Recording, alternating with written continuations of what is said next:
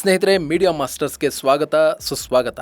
ಗೆಳೆಯರೆ, ಕಳೆದ 4 ತಿಂಗಳಿಗಿಂತಲೂ ಹೆಚ್ಚು ಕಾಲ ಇರಾನ್ನ ಲಕ್ಷಾಂತರ ಮಂದಿ ಕಾಯ್ತಾ ಇದ್ದ ಸಂದರ್ಭ ಬಂದೇ ಬಿಟ್ಟಿದೆ. ಅಲ್ಲಿನ ಅತ್ಯಂತ ಜನಪ್ರಿಯ ನಾಯಕ ಹಾಗೂ ಹಾರ್ಡ್ಲೈನ್ ಶಿಯಾಗಳ ಆರಾಧ್ಯ ದೈವದಂತಿದ್ದ ಅಯತುಲ್ಲಾ ಅಲಿ ಖಮನೈ ಅವರ ಅಂತಿಮ ಯಾತ್ರೆ ಆರಂಭಗೊಂಡಿದೆ. ಜುಲೈ 4ನೇ ತಾರೀಕಿನಂದು ಆರಂಭಗೊಂಡಿರುವ ಈ ಯಾತ್ರೆ ಮಂಗಳವಾರ ಖೋಮ್ ನಗರವನ್ನ ತಲುಪಲಿದೆ. ಸದ್ಯ ಟೆಹರಾನ್ನಲ್ಲಿ ಅಂತಿಮ ನಮನ ಕಾರ್ಯಕ್ರಮಗಳು ನಡೀತಾ ಇದ್ದು ಅಲ್ಲಿ ಖಮನೈ ಅವರ ಪುತ್ರರು ಭಾಗಿಯಾಗಿದ್ದಾರೆ.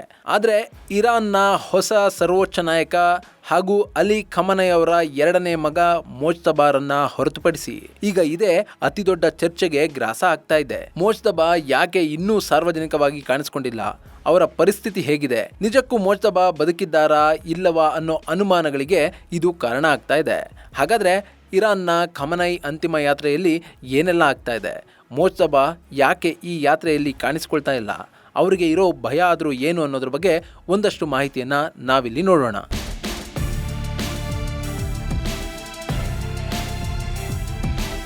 ಗೆಳೆಯರೆ, ಅಯತುಲ್ಲಾ ಅಲಿ ಖಮನೈ ಅವರ ಅಂತಿಮ ಯಾತ್ರೆ ಆರಂಭಗೊಂಡಿದೆ. ಟೆಹರಾನ್ನ ಗ್ರ್ಯಾಂಡ್ ಮೊಸಲ್ಲಾದಲ್ಲಿ ನಡೆದ ಪ್ರಾರ್ಥನಾ ಕಾರ್ಯಕ್ರಮದಲ್ಲಿ ಅಲ್ಲಿನ ಧರ್ಮಗುರು ಜಾಫರ್ ಸೊಬಾನಿ ಉಪಸ್ಥಿತರಿದ್ದರು. ಹಾಗೇನೆ ಖಮನೈ ಅವರ ಮಕ್ಕಳಾದ ಮಸೂದ್, ಮುಸ್ತಫಾ ಹಾಗೂ ಮೇಸಮ್ ಖಮನೈ ಭಾಗಿಯಾಗೋದರ ಜೊತೆಗೆ ಇರಾನ್ನ ಉನ್ನತ ಸೇನಾಧಿಕಾರಿಗಳು, ರಾಜಕೀಯ ನಾಯಕರು ಹಾಗೂ ಇನ್ನಿತರೆ ಗಣ್ಯರು ಭಾಗಿಯಾಗಿದ್ದರು.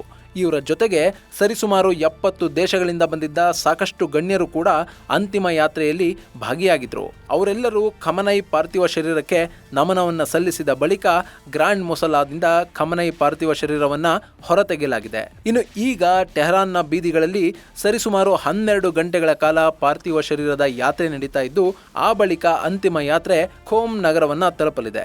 ಇದರ ಜೊತೆಗೆ ಬುಧವಾರ ಇರಾಕ್ನ ನಜಾಫ್ ಹಾಗೂ ಕರ್ಬಾಲಾಗಳಿಗೆ ಖಮನೈ ಅವರ ಪಾರ್ಥಿವ ಶರೀರವನ್ನ ತೆಗೆದುಕೊಂಡು ಹೋಗಲಿದ್ದು ಆ ಬಳಿಕ ಅದು ಮಹಷದ್ನ ಇಮಾಮ್ ರೇಜಾ ಶ್ರೈನ್ ಅನ್ನ ತಲುಪಲಿದೆ. ಈ ಯಾತ್ರೆಯಲ್ಲಿ 1.5 ರಿಂದ 2 ಕೋಟಿಯಷ್ಟು ಜನ ಸೇರಬಹುದು ಅಂತ ಇರಾನ್ನ ಆಡಳಿತ ಹೇಳ್ತಾ ಇದೆ. ಇನ್ನು ಈ ಅಂತಿಮ ಯಾತ್ರೆಗೂ ಮುನ್ನ ನಡೆದ ಕಾರ್ಯಕ್ರಮದಲ್ಲಿ ಅಮೆರಿಕದ ಅಧ್ಯಕ್ಷ ಡೊನಾಲ್ಡ್ ಟ್ರಂಪ್ ಹಾಗೂ ಇಸ್ರೇಲ್ನ ಪ್ರಧಾನಿ ಬೆಂಜಮಿನ್ ನೆತನ್ಯಾಹು ಅವರ ಸಾವನ್ನ ಬಯಸಿ ಸಾಕಷ್ಟು ಘೋಷಣೆಗಳು ಕೂಡ ಮೊಳಗಿವೆ. ಅಂತಿಮ ಯಾತ್ರೆಯಲ್ಲೂ ಕೂಡ ಖಮನೈ ಸಾವಿಗೆ ಕಾರಣರಾದ ಟ್ರಂಪ್ಗೂ ಅದೇ ಗತಿಯಾಗಲಿ ಅನ್ನೋ ಮಾತುಗಳು ಕೇಳಿ ಬಂದಿವೆ.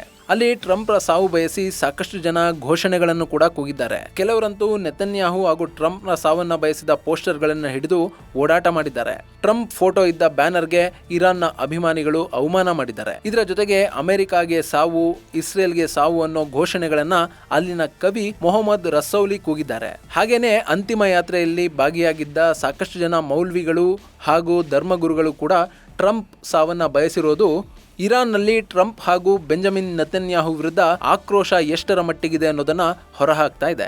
ಈ ಮೂಲಕ ಖಮನೈ ಅಂತಿಮ ಯಾತ್ರೆಯಲ್ಲಿ ಸರ್ವೋಚ್ಚ ನಾಯಕನ ಸಾವಿಗೆ ಕಾರಣರಾದ ಅಮೆರಿಕದ ಅಧ್ಯಕ್ಷ ಟ್ರಂಪ್ ಹಾಗೂ ಪ್ರಧಾನಿ ಬೆಂಜಮಿನ್ ನೆತನ್ಯಾಹು ಅವರ ಸಾವನ್ನ ಸಾಕಷ್ಟು ಜನ ಬಯಸ್ತಾ ಇದ್ದಾರೆ.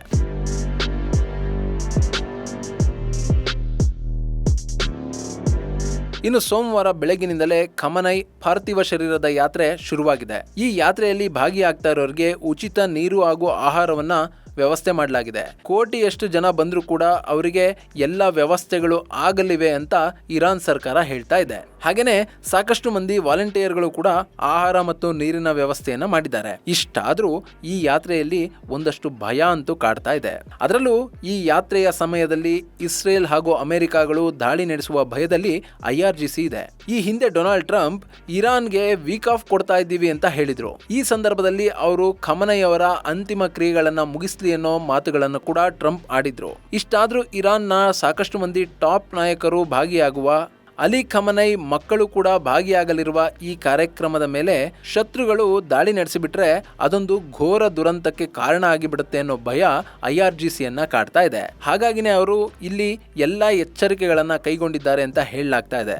ಅದರಲ್ಲೂ ಈ ಅಂತಿಮ ಸಂಸ್ಕಾರ ಕಾರ್ಯಕ್ರಮ 3ನೇ ದಿನಕ್ಕೆ ಕಾಲಿಟ್ಟಿದ್ರು ಕೂಡ ಇರಾನ್ನ ಹೊಸ ಸರ್ವೋಚ್ಚ ನಾಯಕ ಮೋಜ್ತಬಾ ಖಮನೈ ಅವರನ್ನ ಮಾತ್ರ ಹೊರಗೆ ಕಾಣಿಸಿಕೊಳ್ಳೋದಕ್ಕೆ IRGC ಬಿಟ್ಟಿಲ್ಲ.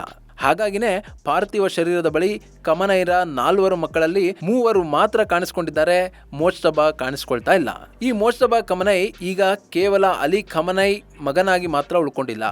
ಮೋಜ್ತಬಾ ಈಗ ಇರಾನ್ನ ಸುಪ್ರೀಂ ಲೀಡರ್ ಕೂಡ ಆಗಿದ್ದಾರೆ. ಅಲ್ಲಿ ಎಲ್ಲವೂ ಮೋಜ್ತಬಾ ಹೇಳಿದ ಹಾಗೆ ನಡೀತಾ ಇದೆ ಅನ್ನೋ ಮಾತುಗಳು ಕೂಡ ಕೇಳಿ ಬರ್ತಾ ಇವೆ. IRGC ಮೋಜ್ತಬಾರನ್ನ ರಕ್ಷಣೆ ಮಾಡ್ತಾ ಇದೆ.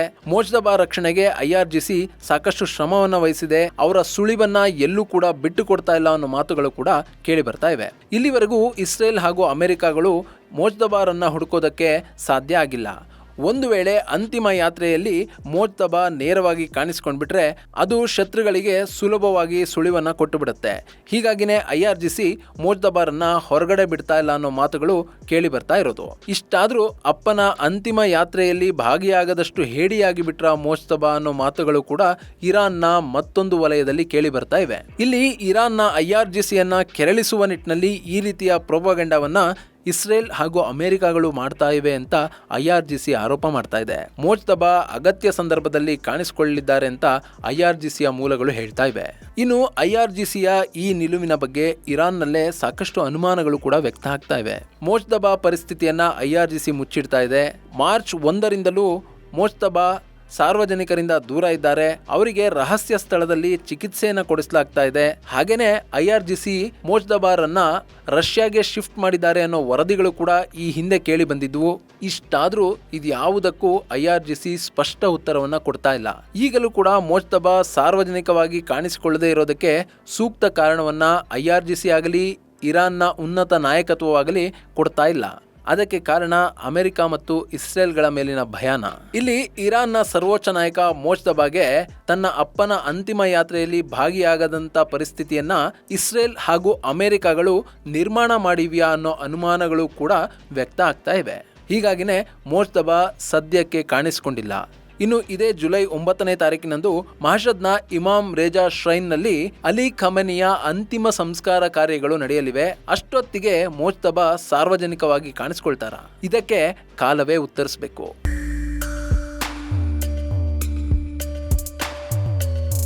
ಇನ್ನು ಈ ಮೋಜ್ತಬಾ ಬಗ್ಗೆ ನೋಡೋದಾದ್ರೆ, ಮೋಜ್ತಬಾ ಹೊಸೈನಿ ಖಮನೈ ಇರಾನ್ನ ಸರ್ವೋಚ್ಚ ನಾಯಕನಾಗಿದ್ದ ಆಯತುಲ್ಲಾ ಅಲಿ ಖಮನೈ ಅವರ ಎರಡನೇ ಮಗ. ಹಾಗೇನೆ ಇರಾನ್ನಲ್ಲಿನ ಪ್ರಮುಖ ಶಿಯಾ ಧಾರ್ಮಿಕ ಮುಖಂಡ ಹಾಗೂ ರಾಜಕೀಯ ನಾಯಕ ಅಂತ ಗುರುತಿಸಿಕೊಂಡಿದ್ದು 2026ರ ಮಾರ್ಚ್ ತಿಂಗಳಲ್ಲಿ ಇರಾನ್ನ ಸರ್ವೋಚ್ಚ ನಾಯಕನಾಗಿ ಆಯ್ಕೆಯಾದರು. ಅವರನ್ನ ಇರಾನ್ನ 3ನೇ ಸರ್ವೋಚ್ಚ ನಾಯಕ ಅಂತ ಗುರುತಿಸಲಾಗುತ್ತೆ. ಆದರೆ ಕಳೆದ ಮಾರ್ಚ್ನಿಂದ ಇಲ್ಲಿವರೆಗೂ ಕೂಡ ಮೋಜ್ತಬಾ ಸಾರ್ವಜನಿಕವಾಗಿ ಕಾಣಿಸಿಕೊಂಡಿಲ್ಲ ಅನ್ನೋದು ವಿಶೇಷ. ಗೆಳೆಯರೆ, ಈ ಮೋಜ್ತಬಾ ಹೊಸೈನಿ ಖಮನೈ 1969ರ ಸೆಪ್ಟೆಂಬರ್ 8ನೇ ತಾರೀಕು ಇರಾನ್ನ ಮಹಷದ್ನಲ್ಲಿ ಜನಿಸಿದ್ರು. 1979ರ ಇರಾನ್ನ ಇಸ್ಲಾಮಿಕ್ ಕ್ರಾಂತಿಯ ನಂತರ ಅವರ ತಂದೆ ಅಲಿ ಖಮನೈ ದೇಶದ ಪ್ರಮುಖ ನಾಯಕರಾಗಿ ಗುರುತಿಸಿಕೊಂಡಿದ್ದಲ್ಲದೆ ಇರಾನ್ನ ಅಧ್ಯಕ್ಷರು ಕೂಡ ಆದರು. ಹಾಗೇನೆ ಮೋಜ್ತಬಾಗೆ 20 ವರ್ಷ ತುಂಬುವಷ್ಟರಲ್ಲಿ ಅಲಿ ಖಮನೈ ಇರಾನ್ನ ಸರ್ವೋಚ್ಚ ನಾಯಕ ಕೂಡ ಆದರು. ಇನ್ನು ಈ ಮೋಜ್ತಬಾನ ಪ್ರಾಥಮಿಕ ಶಿಕ್ಷಣ ತೆಹರಾನ್ನಲ್ಲಿ ನಡೆದ್ರೆ, ಇಸ್ಲಾಮಿಕ್ ಶಿಕ್ಷಣ ಇರಾನ್ನ ಪ್ರಸಿದ್ಧ ಶಿಕ್ಷಣ ನಗರಿ ಖೋಮ್ನಲ್ಲಿ ನಡೆದಿತ್ತು. ಅಲ್ಲಿ ಮೋಜ್ತಬಾ ಇಸ್ಲಾಮಿಕ್ ನ್ಯಾಯಶಾಸ್ತ್ರ, ತತ್ವಶಾಸ್ತ್ರ ಹಾಗೂ ಧರ್ಮಶಾಸ್ತ್ರವನ್ನ ಅಧ್ಯಯನ ಮಾಡಿದ್ರು. ಹಾಗೇನೆ 1980ರಿಂದ 88ರ ನಡುವೆ ನಡೆದ ಇರಾನ್ ಇರಾಕ್ ಯುದ್ಧದ ಕೊನೆಯ ಹಂತದಲ್ಲಿ ಮೋಜ್ತಬಾ ಖಮನೈ ಸ್ವಯಂ ಸೇವಕರಾಗಿ ಕೂಡ ಸೇನೆಯಲ್ಲಿ ಹಾಗೂ IRGCಯಲ್ಲಿ ಕಾರ್ಯನಿರ್ವಹಿಸಿದ್ರು.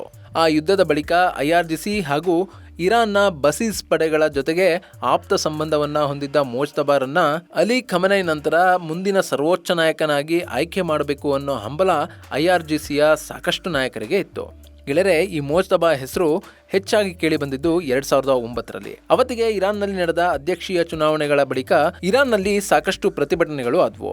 ಆ ಪ್ರತಿಭಟನೆಗಳನ್ನ ಹಾಗೂ ಅದರ ನೇತೃತ್ವವನ್ನು ವಹಿಸಿದ್ದ ವಿರೋಧ ಪಕ್ಷದ ನಾಯಕರನ್ನ ಕೂಡ ಹತ್ತಿಕ್ಕುವ ಕೆಲಸದಲ್ಲಿ ಮೋಜ್ತಬಾ ಖಮನೈ ಹೆಸರು ಸಾಕಷ್ಟು ಕೇಳಿ ಬಂತು. ಮೋಜ್ತಬಾ ಆಜ್ಞೆಯ ಮೇರೆಗೆ ಇರಾನ್ನ ಭದ್ರತಾ ಪಡೆಗಳು, IRGC ಹಾಗೂ ಬಸೀಸ್ ಪಡೆಗಳು ಅಲ್ಲಿ ಅತ್ಯಂತ ಕ್ರೂರತನದಿಂದ ಪ್ರತಿಭಟನೆಗಳನ್ನ ಹತ್ತಿಕ್ಕಿದ್ವು ಅಂತ ಹೇಳಲಾಗುತ್ತೆ. ಆ ಘಟನೆಗಳ ನಂತರ ಮೋಜ್ತಬಾ ಹೆಸರು ಜಾಗತಿಕ ಮಟ್ಟದಲ್ಲಿ ಹೆಚ್ಚು ಚರ್ಚೆಗೆ ಬಂದಿತ್ತು.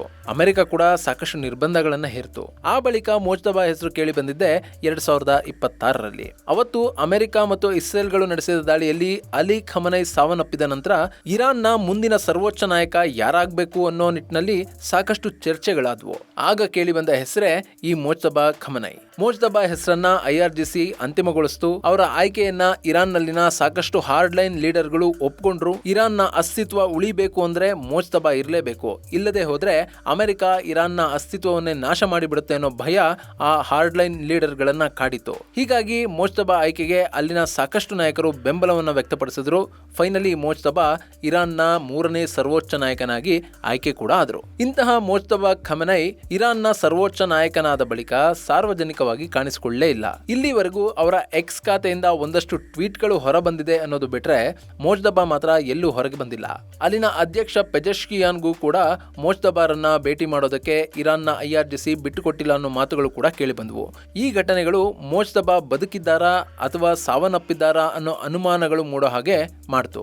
ಹಾಗೆ ನೋಡಿದ್ರೆ ಅಲಿ ಖಮನೈ ಮೇಲೆ ದಾಳಿ ಆದ ಸಂದರ್ಭದಲ್ಲಿ ಮೋಜ್ತಬಾ ಕೂಡ ಅಲ್ಲೇ ಇದ್ರಂತೆ. ಆಗ ಅವರು ಕೂಡ ಸಾಕಷ್ಟು ಗಾಯಗೊಂಡಿದ್ದಾರೆ ಅಂತ ಹೇಳಲಾಯ್ತು. ಕೆಲ ಮೂಲಗಳು ಮೋಜ್ತಬಾ ಕೂಡ ಸಾವನ್ನಪ್ಪಿದ್ದಾರೆ ಅಂತ ಹೇಳಿದ್ರೆ ಅದನ್ನ IRGC ಮುಚ್ಚಿಡ್ತಾ ಇದೆ ಅನ್ನೋ ಆರೋಪಗಳು ಕೂಡ ಕೇಳಿ ಬಂದವು. ಆದ್ರೆ ಆ ದಾಳಿ ನಡೆದ ಸಾಕಷ್ಟು ದಿನಗಳ ಬಳಿಕ ಅಮೆರಿಕದ ಅಧ್ಯಕ್ಷ ಡೊನಾಲ್ಡ್ ಟ್ರಂಪ್ ಮೋಜ್ತಬಾ ಬಗ್ಗೆ ಮಹತ್ವದ ಹೇಳಿಕೆಯೊಂದನ್ನು ಕೊಟ್ಟರು. ಮೋಜ್ತಬಾ ಬದುಕಿರಬಹುದು, ಆದರೆ ಅವರು ತೀವ್ರವಾಗಿ ಗಾಯಗೊಂಡಿರೋದಂತೂ ಸತ್ಯ ಅಂತ ಹೇಳೋದ್ರ ಮೂಲಕ ಮೋಜ್ತಬಾ ಬದುಕಿರಬಹುದು ಅನ್ನೋ ಸುಳಿವನ್ನ ಡೊನಾಲ್ಡ್ ಟ್ರಂಪ್ ಕೊಟ್ಟರು. ಆ ಬಳಿಕ ಮೋಜ್ತಬಾ ಎಕ್ಸ್ ಖಾತೆಯಿಂದ ಸಾಕಷ್ಟು ಮೆಸೇಜ್ಗಳು ಹೊರಬರೋದಕ್ಕೆ ಶುರುವಾದವು. ಆದರೆ ಈಗಲೂ ಕೂಡ ಮೋಜ್ತಬಾ ಉಳಿದಿದ್ದಾರಾ ಅಥವಾ ಅವರು ಸಾವನ್ನಪ್ಪಿದ್ದಾರಾ? ಅವರ ಹೆಸರಲ್ಲಿ IRGCನೇ ಎಕ್ಸ್ ಖಾತೆಗಳ ಮೂಲಕ ಟ್ವೀಟ್ ಮಾಡ್ತಾ ಇದೆಯಾ? ಇಡೀ ಇರಾನ್ನ ಕಂಟ್ರೋಲ್ ಮಾಡುವ ನಿಟ್ಟಿನಲ್ಲಿ ಹಾಗೂ ಅಲ್ಲಿನ ಆಡಳಿತವನ್ನ ತನ್ನ ಕೈಯಲ್ಲಿ ಇಟ್ಟುಕೊಳ್ಳುವ ನಿಟ್ಟಿನಲ್ಲಿ IRGC ಹೀಗೊಂದು ನಾಟಕವನ್ನ ಮಾಡ್ತಾ ಇದೆಯಾ ಅನ್ನೋ ಅನುಮಾನ ಇವತ್ತಿಗೂ ಕೂಡ ಇದೆ. ಅದಕ್ಕೆ ಕಾರಣ ಆಗ್ತಾ ಇರೋದು ಮೋಜ್ತಬಾ ಸಾರ್ವಜನಿಕವಾಗಿ ಕಾಣಿಸ್ಕೊಳ್ತಾ ಇಲ್ಲ ಅನ್ನೋದು. ಗೆಳೆಯರೆ, ಇಷ್ಟು ದಿನ ಮೋಜ್ತಬಾ ಕಾಣಿಸ್ಕೊಂಡಿಲ್ಲ ಅನ್ನೋದು ಬೇರೆ ವಿಷಯ. ಆದ್ರೆ ಈಗ ಇರಾನ್ನ ಸರ್ವೋಚ್ಚ ನಾಯಕರಾಗಿದ್ದ ಅಲಿ ಖಮನೈ ಅವರ ಅಂತಿಮ ಯಾತ್ರೆಯಲ್ಲೂ ಕೂಡ ಮೋಜ್ತಬಾ ಕಾಣಿಸ್ಕೊಳ್ತಾ ಇಲ್ಲ. ಖಮನೈರ ಇನ್ನುಳಿದ ಮಕ್ಕಳು ಈ ಅಂತಿಮ ಯಾತ್ರೆಯಲ್ಲಿ ಕಾಣಿಸ್ಕೊಳ್ತಾ ಇದ್ದಾರೆ. ಆದ್ರೆ ಮೋಜ್ತಬಾ ಸುಳಿವಿಲ್ಲ. ಹಾಗಾದ್ರೆ ಏನಾದರೂ ಮೋಜ್ತಬಾ ಖಮನೈ?